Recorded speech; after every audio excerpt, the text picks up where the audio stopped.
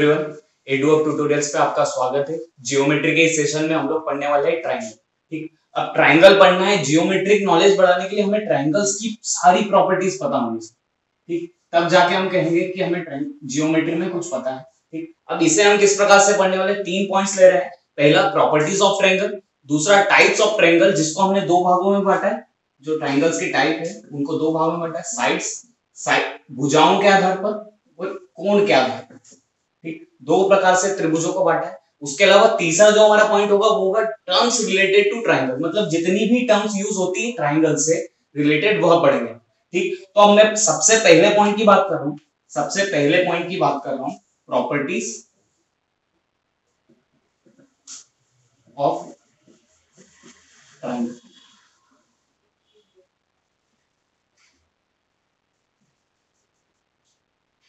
सबसे पहले बात कर लें कि हम ट्राइंगल क्या होता है। अब ट्राइंगल क्या होता है तो हमें सभी को पता है कि 3 भुजाओं से घिरी आकृति क्या कहलाती है, ट्राइंगल या त्रिभुज कहलाती है।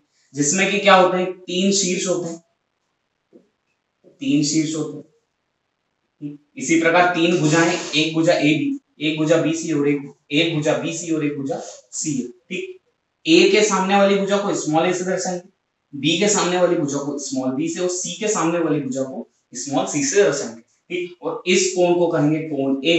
ठीक, ये वाले कोण को कहेंगे कोण बी और कोण सी। मतलब 3 वर्टेक्स, ठीक, 3 एंगल्स और 3 साइड्स। ठीक, त्रिभुज ये है। ठीक, अब इसके बाद बात करें हम त्रिभुज के तीनों कोणों का योग कितना होता है, तो हमारे मन में सबसे पहले आ जाएगा भैया त्रिभुज के तीनों कोणों का योग 180 डिग्री होता है। कितना होता है? 180 डिग्री होता है।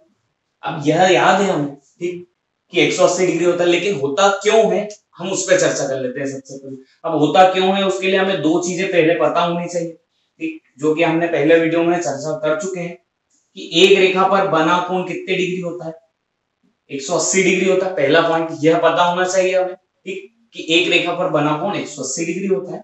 और दूसरी बात करते हैं कि अगर 2 रेखाएं समांतर है, 2 रेखाएं समांतर है, कोई रेखा इस प्रकार काटती है, तो यह जो 2 एंगल होते हैं यह दोनों बराबर होते हैं, जिन्हें क्या कहते हैं, वर्टिकल अपोजिट एंगल या एकांतर कोण।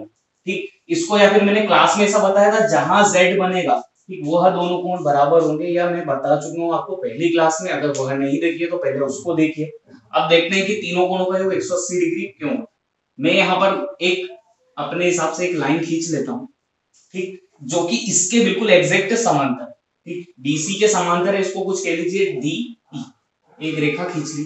ठीक, तो अब देखें यहाँ पर अच्छे से देखना, ये बात की जाए तो यहाँ पर Z बन रहा है, मतलब अगर ये कोण B है तो ये वाला भी क्या हो जाएगा, कोण B हो जाएगा कि नहीं। अगर ये कोण B है, ये वाला कोण B है, तो ये वाला भी कोण B हो जाएगा। इसी प्रकार बात करूं तो यहाँ पर देखिए, यहाँ पर ये उल्टा Z बन रहा है, बन तो Z रहा है, मतलब ये भी कोण C है तो ये भी क्या होगा, कोण C, क्योंकि यह दोनों क्या होंगे, वर्टिकल अपोजिट एंगल। अब देखिए यहाँ पर एक रेखा पर बना कोण कितना होता है, 180 डिग्री। देखो एक रेखा पर कोण कौन सा बन रहा है, कोण A बन रहा है, कोण B बन रहा है और कोण C बन रहा है। अतः त्रिभुज के तीनों कोणों का योग 180 डिग्री कैसे होता है ये हमने जाना। ठीक, इस प्रॉपर्टी को कहते हैं हम एंगल सम प्रॉपर्टी। ठीक, पहली प्रॉपर्टी है। अभी तक देखो क्या होता है कि अगर कोई चीज कहां से आई है वह पता हो तो क्वेश्चंस करना बहुत आसान होता है। और ट्रायंगल्स बोल रहा हूँ, जियोमेट्री में सभी चीजें जानना जरूरी है। ठीक, अब पहली बात आपको अच्छे से समझ में आ गई होगी कि त्रिभुज के तीनों कोणों का योग 180 डिग्री किस प्रकार। ठीक, अब बात करते हैं हम अगली प्रॉपर्टी की। ठीक, अगली प्रॉपर्टी यह होती है, अच्छे से समझिएगा बात को। अगर मैं यहां पर एक त्रिभुज बनाता हूं, इसको कोण 1 नाम देता हूं, इसे कोण 2 नाम देता हूं और इसे कोण 3 नाम देता हूं। ठीक, यह क्या कहलाते हैं, अंतःकोण। अगर मैं किसी रेखा को इस प्रकार आगे बढ़ाऊं, त्रिभुज की किसी भुजा को इस प्रकार आगे बढ़ाऊं, तो यह जो कोण होता है यह क्या कहलाता है, बाह्य कोण कहलाता है। क्या कहलाएगा, बाह्य कोण, एक्सटीरियर एंगल। ठीक, अब इसमें हमें जानना है, मैं इसे कोण 4 दे देता हूं। इसी प्रकार मैं इस भुजा को बढ़ा दूं, ठीक, तो ये वाला जो एंगल होगा यह भी क्या होगा, बाह्य कोण होगा। इसको 5 नाम दे दे रहा हूं। ठीक, इसी प्रकार इस भुजा को आगे बढ़ा दूं तो यह कोण क्या कहलाएगा, बाह्य कोण कहलाएगा, और उसे मैं 6 नाम दे दूंगा। ठीक, तो अगली प्रॉपर्टी हमारी ये है कि किसी बाह्य कोण का मान इसके विपरीत दो अंतः कोणों के योग के बराबर होगा। मतलब कोण 4 का मान जो होगा 1 और 3 के बराबर होगा। कोण 4 का जो मान होगा वह 1 और 3 के बराबर होगा। इसी प्रकार कोण 5 की बात करूं, तो उसका मान 1 और 2 के योग के बराबर होगा। आप बात समझ रहे होंगे अच्छे से। ठीक, 6 की बात करूं तो कोण 6 जो होगा वह किसके बराबर होगा, 2 और 3 के योग के बराबर होगा। ये बात आपको क्लियरली समझ में आई। ठीक, अब फिर वही कि ये आया कैसे। ठीक, तो सबसे पहले हम देखें, अगर त्रिभुज की बात करते हैं, मैंने इस प्रकार से त्रिभुज बनाया। ठीक, तो त्रिभुज के तीनों कोणों का योग 180 डिग्री, यह कोण 1 बोला था, यह कोण 2 बोला है मैंने। ठीक, अब समझिएगा बात को अच्छे से। अच्छा, ये वाला कोण क्या हो जाएगा। ठीक, इस रेखा को मैं अगर आगे बढ़ाता हूं, इसे क्या नाम दिया हमने, कोण 5 दिया। हमें पता है त्रिभुज के तीनों कोणों का योग 1, 2 और ये 3 की बात करो। ठीक, तो तीनों का योग कितना होता है, 180 डिग्री होता है। ठीक, अब 180 डिग्री होता है तो मैं क्या, देखिए अब इसी प्रकार से ये 3 और 5 यह भी एक रेखा पर बने कोण। ठीक, 3 और 5 की बात करूं तो इन दोनों का योग भी कितना होगा, अरे 180 डिग्री होगा कि नहीं। ठीक, अब यहां से अगर मैं कोण 3 का मान निकालना चाहूं तो कोण 3 का मान कितना आएगा, कोण 3 का मान निकालना चाहूं तो ये 1 और 2 उधर जाएंगे, किसके हो जाएंगे, माइनस के। ठीक, इसे यहां रख देते हैं हम। ठीक, जब हम यहां रखेंगे तो क्या आएगा, 3 का मान कितना निकाल लिया हमने, 180 माइनस 1 माइनस 2।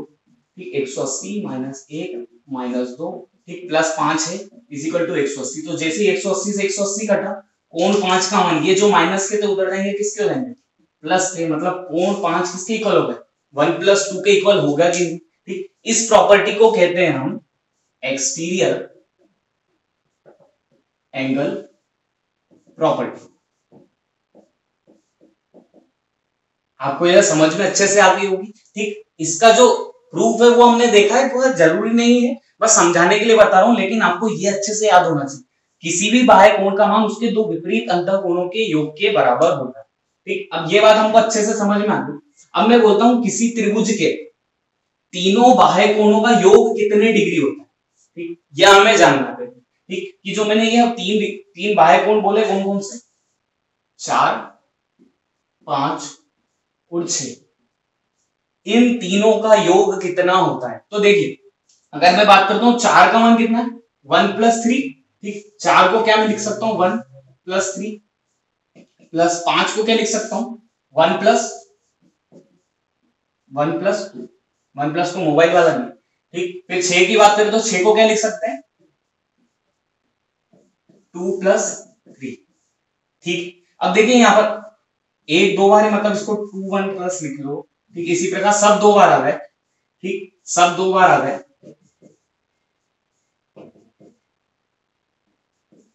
ठीक, अब सब 2 बार आ गए, सबसे 2 कॉमन निकालूंगा तो क्या आ गया, अरे त्रिभुज के तीनों कोण अंतः कोण आ गए, और तीनों अंतः कोणों का योग कितना होता है, 180 डिग्री। मतलब कि बाह्य कोणों का टोटल कितना होता है, 360 डिग्री। ये जमाने भर की पंचायत को छोड़ो, बस इतना याद करो कि त्रिभुज के तीनों बाह्य कोणों का योग कितना होता है, 360 डिग्री। अब 360 डिग्री केवल त्रिभुज के ही बाह्य कोणों का नहीं, कोई भी बहुभुज हो। अब बहुभुज क्या होता है, बहुभुज की वीडियो बनी रखी है चैनल पे, उसको देख लो सबसे पहले जाके। मैं थोड़ा हल्के से बता देता हूँ कि बहुभुज क्या होता है। 3 भुजा या उससे अधिक भुजाओं से बनी आकृति क्या कहलाती है, बहुभुज। ठीक, और बहुभुज के प्रत्येक बाह्य कोण का योग 360 डिग्री होता है, भले ही वह कोई सा भी। ठीक, त्रिभुज हो, चतुर्भुज हो, पंचभुज हो, ठीक, उनका बाह्य कोणों का योग 360 डिग्री होता है। ये बात आपको अच्छे से समझ में आ गई होगी। ठीक, अब इससे रिलेटेड, इस प्रॉपर्टी से रिलेटेड एक बहुत सीधा सिंपल सा क्वेश्चन है। ठीक, जो बहुत ज्यादा प्रचलित है, लगभग हर जगह मिलता है। ठीक, क्या है, ठीक, अब क्वेश्चन ये है कि अगर मैं आकृति बनाता हूं, अच्छे से दिख रही होगी। ठीक, इस आकृति में ये वाला कोण अगर मैं θ1 देता हूं, ये वाला θ2 देता हूं, ये θ3, θ4 और θ5। तो क्वेश्चन में पूछा गया, एसएससी में पूछा हुआ क्वेश्चन है,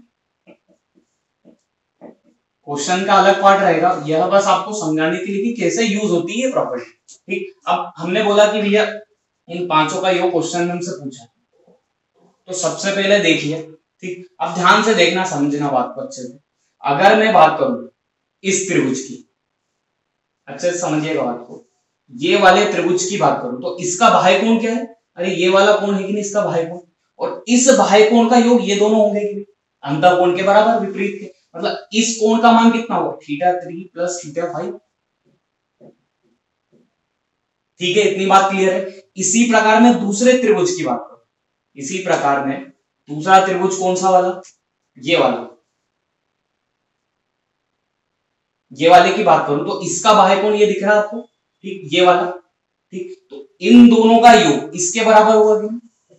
मतलब कि यह क्या हो जाएगा? θ2 प्लस θ4, और ये पूरा बन रहा है अपने आप में, यह जो पूरा बन रहा है अपने आप में क्या बन रहा है? थोड़ा सा गड़बड़ हो गया चित्र, लेकिन समझ में आ रहा होगा कि यह क्या बन रहा है? एक त्रिभुज, और त्रिभुज के तीनों कोण का योग कितना होता है? 180 डिग्री, और त्रिभुज के तीन कोण क्या क्या है यहाँ पे? एक θ1 है, बाकी एक क्या है? θ3 प्लस θ5, और बाकी दो है θ2 प्लस θ4। तो इन सब का योग क्या हो जाएगा? एक त्रिभुज में बन रहे, मतलब कितना हो जाएगा? 180 डिग्री। बहुत सिंपल सा क्वेश्चन था, आपको समझ में अच्छे से आ गया होगा। अगर समझ नहीं आ रहा है तो वीडियो को 2-2 3-3 बार देख लिया करो। देखो बहुत काम की चीज पढ़ा रहा हूँ, आराम से पढ़िए। ये बात क्लियर हो गई होगी।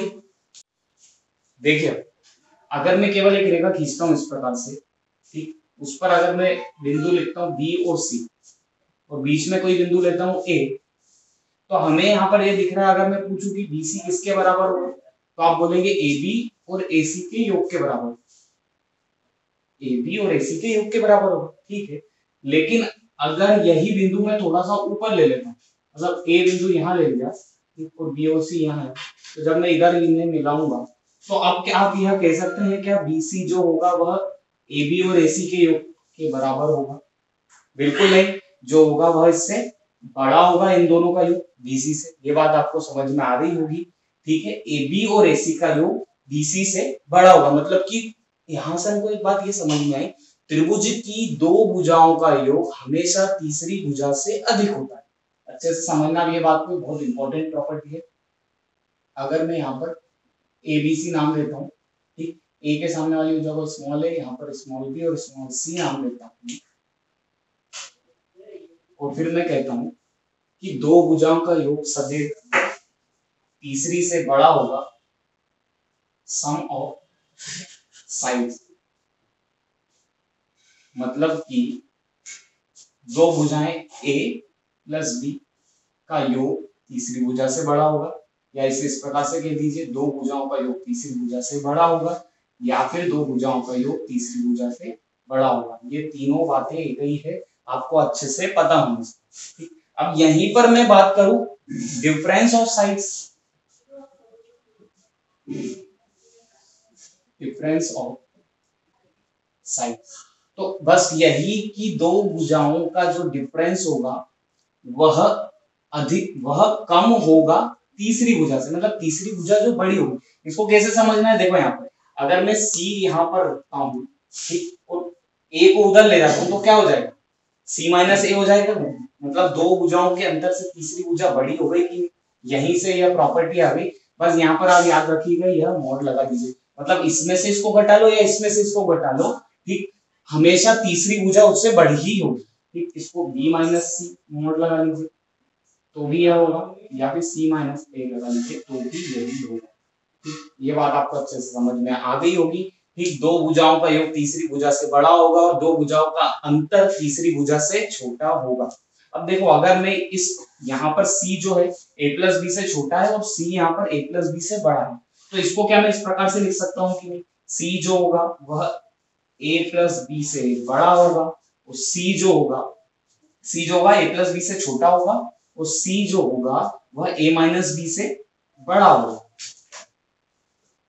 ये एक इंपॉर्टेंट चीज है जिसे आपको अच्छे से याद करना है, ठीक। अब यह क्यों याद करना है? देखो बहुत सीधा सिंपल सा एक क्वेश्चन एसएससी में आया था इसी टॉपिक पे। अगर मैं देखिए क्वेश्चन इस प्रकार से था, एक त्रिभुज है जिसमें एक भुजा 3 दी गई थी और एक भुजा 7 दी गई थी, एक भुजा 3 दी गई थी और 7 दी गई थी, और हमसे पूछा था यह तीसरी भुजा जो है, इसको ए कह दीजिए, इसको बी कह दीजिए, और ये तीसरी भुजा क्या है, इसके कुल कितने मान संभव हो सकते हैं, ये क्वेश्चन में हमसे पूछा।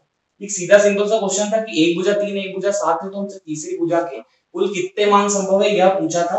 तो हमको कुछ नहीं करना, हमें ये पता है कि जो C है वह दोनों के योग से छोटा होगा और दोनों के अंतर से बड़ा होगा। मतलब एक बार दोनों को जोड़ लीजिए, 7 और 3 10, C का मान 10 से छोटा होगा और उनके अंतर मतलब 7 में से 3 घटाएंगे तो कितना आ जाएगा, 4 आ जाएगा।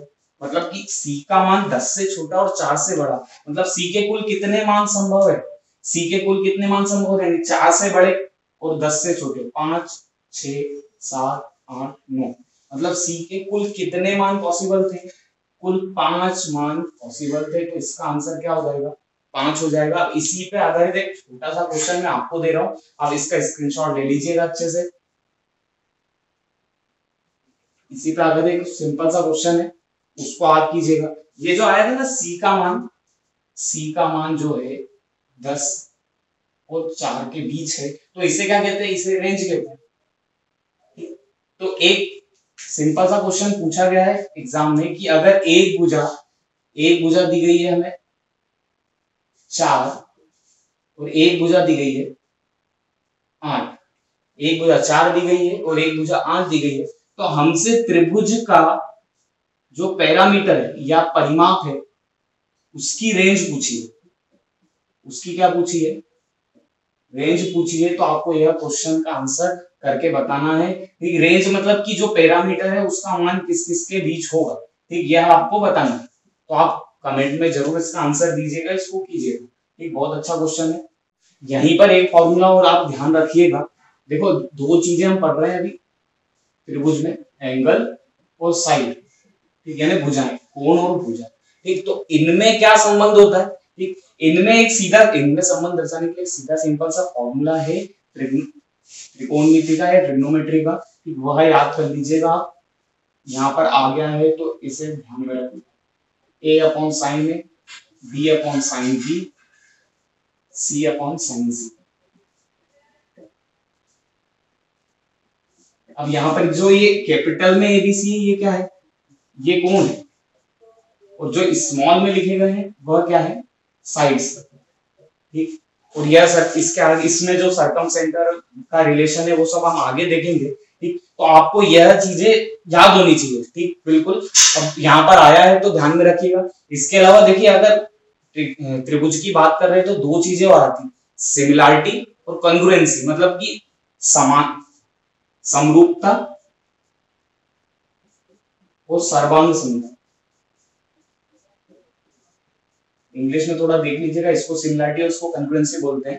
ठीक, तो इसकी वीडियो में आपको अलग से दिया, ठीक, इसकी एक अलग वीडियो डालेंगे। ठीक, बात करें त्रिभुज को कितने प्रकार से बांटा जा सकता है, तो त्रिभुज को हम दो भागों में बांट रहे हैं,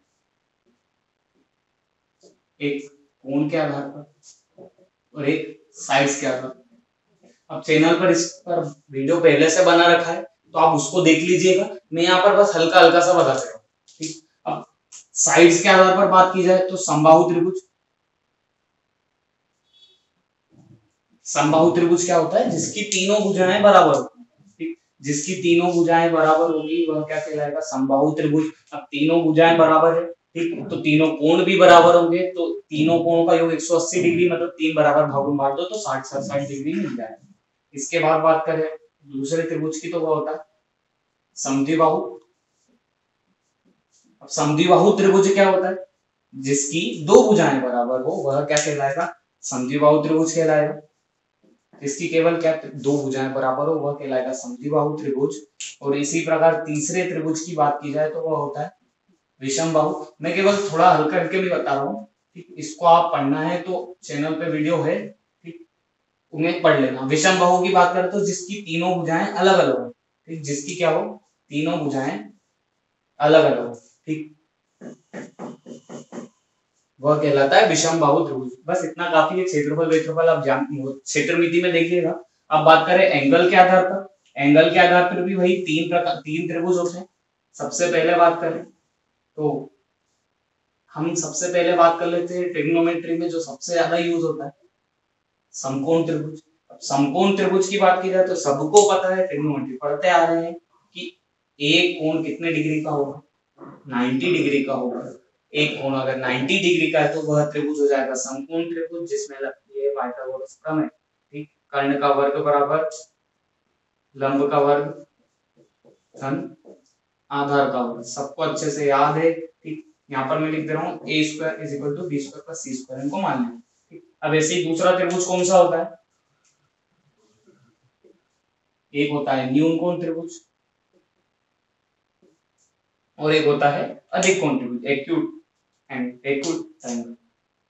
अब बात की जाए न्यून कोण त्रिभुज जिसमें कि तीनों कोण 90 डिग्री से कम। अच्छा, तीनों कोण 90 डिग्री से कम होंगे, ठीक, तो यह कुछ इस प्रकार से बन जाएगा। तीनों कोण जिसमें थीटा का जो मान हो 90 डिग्री से कम हो, ठीक, इसमें थीटा का मान अगर एक 90 डिग्री है, ठीक, थीटा का मान क्या हो 90 डिग्री से कम। अब तीसरे त्रिभुज की बात करें तो क्या वह अधिक कोण त्रिभुज होगा। अधिक कोण त्रिभुज में एक एंगल 90 डिग्री से अधिक होगा। ठीक, अब दो कोण नहीं हो सकते 90 डिग्री से अधिक, अगर दो कोण हो गए 90 से तो अधिक तो दो का योग ही 180 होता है, 90, तो फिर तीसरा क्या कहलाएगा। ठीक, अगर बात की जाए तीसरे अधिक कोण त्रिभुज की तो इसका कुछ इस प्रकार से बन जाएगा, थीटा का मान जिसमें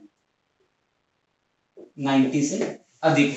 तो अब यहाँ पर इसमें दो चीजें जरूर ध्यान में रखना। यहाँ पर हम क्या बोलते हैं कि पाइथागोरस प्रमेय किसमें लगती है, समकोण त्रिभुज में, जहां होता है a square is equal to b square plus c square. न्यून कोण की बात की जाए तो न्यून कोण में एक चीज ध्यान में रखिएगा, इसमें जो दो भुजाओं का योग है वह तीसरी से अधिक होगा।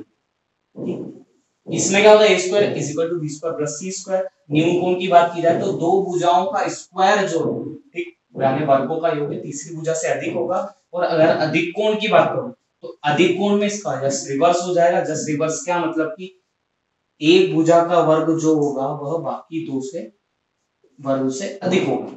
यह प्रॉपर्टी को और ध्यान में रखिए। अब यहीं पे मैं आपको एक चीज और बता दे रहा हूं, ठीक, ये आपको समझ में आ गया होगा, स्क्रीन पे आपको एक इमेज में मिल जाएगा, इसका स्क्रीनशॉट ले लीजिए। इसमें एक चीज और ध्यान में रखिए, एक थ्योरम और पढ़ते हैं फिर उसके बाद वीडियो को समाप्त करें।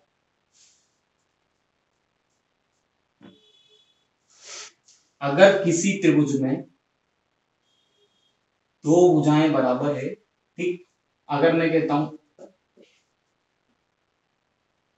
इसके सामने वाले जो स्मॉल सी और इसके सामने वाली भुजा को स्मॉल बी, अगर दो भुजाएं बराबर है तो इनके जो सामने के कोण है, मतलब ये कोण बी और ये कोण सी, यह भी क्या होंगे बराबर।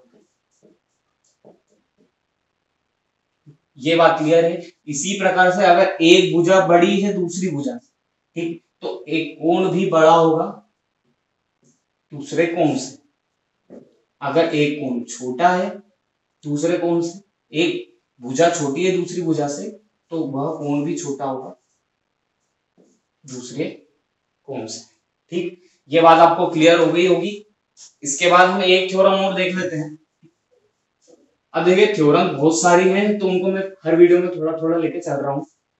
अब ये थ्योरम को आपको याद रखना है, एसएससी में इससे रिलेटेड बहुत सारे क्वेश्चन पूछे गए। अब थ्योरम क्या है, अगर मैं एक त्रिभुज बनाऊं, यह एक कोण, ठीक, इस कोण का अगर मैं एंगल बाइसेक्टर कोणार्धक लूं, ठीक, इसी प्रकार से अगर यहां पर एक बाह्य कोण, इसका एक बाह्य कोणार्धक लूं और इन दोनों को जिस बिंदु पर मिलाया जाता है, अगर ये कोण ए है तो यह वाला कोण क्या हो जाएगा, इसका आधा हो जाएगा। ये वाला कोण ए है तो यह वाला कोण क्या हो जाएगा, इसका आधा हो जाएगा। अगर यह 90 डिग्री है तो ये कितना हो जाएगा 45 डिग्री है। अगर यह 88 है तो वो 44 हो जाएगा। अगर यह 110 है तो वो कितना हो जाएगा 55 हो जाएगा।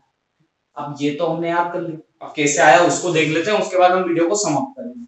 अब मैं बात करता हूँ ये वाले दो कोणों की, ठीक, इस कोण को मैं बी नाम दे रहा हूँ। तो यह कोणार्धक क्या होता है, एंगल बाइसेक्टर क्या होता है, कोण को दो बराबर भागों में बांटता है, मतलब ये b/2 हो जाएगा और यह भी क्या हो जाएगा b/2 हो जाएगा। ये वाले कोण को c कह दीजिए, ठीक, अब ये वाले कोण को c कह दिया। अब बात की जाए ये वाले इसकी, तो यह क्या है, एक बाह्य कोण है, ठीक। अब एक बाह्य कोण है जो कि दो विपरीत कोणों के योग के बराबर होता है, अंतःकोण। मतलब ये वाले कोण की बात करूं तो यह वाला कोण क्या होगा, ए और बी के बराबर होगा कि नहीं होगा। इतने कोण का मान क्या होगा, a प्लस बी होगा और यह जो कोणार्धक था इस कोण को दो बराबर भागों में बांट रहा था। मतलब कि अगर मैं बात करूं, यह ऊपर वाला कोण भी आधा हो जाएगा a plus B by two, और ये नीचे वाला भी कोण क्या हो जाएगा, आधा। ये बात क्लियर है कि आपको अच्छे से? मैं बोल रहा हूं कि ये वाला टोटल कोण कितना होगा, इन दोनों के योग के बराबर होगा। ये b था, ये a था, तो a प्लस बी होता, और इसको अगर मैं दो बराबर भागों में बांटूंगा तो वो क्या हो जाएगा, a plus B by two, a plus B by two. ठीक, अब इसके बाद अगर मैं बात करूं, यह त्रिभुज को देखिए आप, अभी हमको ये नहीं पता है तो इस पे लगा दिए क्वेश्चन मार्क, इसको मान लीजिए theta.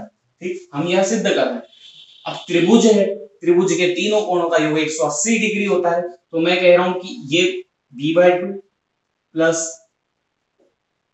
a plus B by two plus theta, इन तीनों का योग कितना होना चाहिए, इन तीनों का योग 180 डिग्री हो। यहाँ पर एक c भूल गए हम, ये टोटल कोण कितना c है, तो यहाँ पर c को और प्लस कर लीजिए। इन सभी का योग कितना होना चाहिए, 180 डिग्री होना चाहिए। तो c, ये b बाई टू है, ये a by two plus b by two plus theta is equal to 180 degree. अब ये b बाई टू और ये b आधा और आधा मिलाएंगे तो क्या हो जाएगा, एक बन जाएगा। यह है a by two plus theta is equal to 180 degree. अब हमें पता है a plus B plus C कितना है, 180 है, तो यहाँ से अगर मैं b प्लस सी का मान निकालना चाहूँ तो वह कितना हो जाएगा, 180 माइनस a। ठीक, अगर इसको क्या लिख लो हम, 180 minus a plus a by two plus theta is equal to 180 degree.